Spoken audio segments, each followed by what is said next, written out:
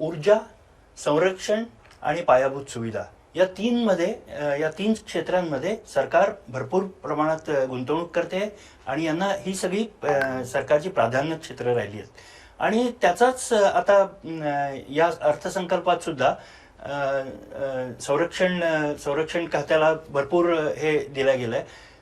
आत्ताच जर्मन सरकार बरोबर बोलणी झाली आणि 6 नवीन पाणबुड्यांचं करार बहुधा 72,000 कोटींचा करार बहुधा मार्चमध्ये होईल आणि 114 रफाले विमान आणखीन प्रोक्युअर करण्याचं जे एक प्रपोजल आहे त्याचाही जवळपास 2 लाख कोटी खर्च आहे.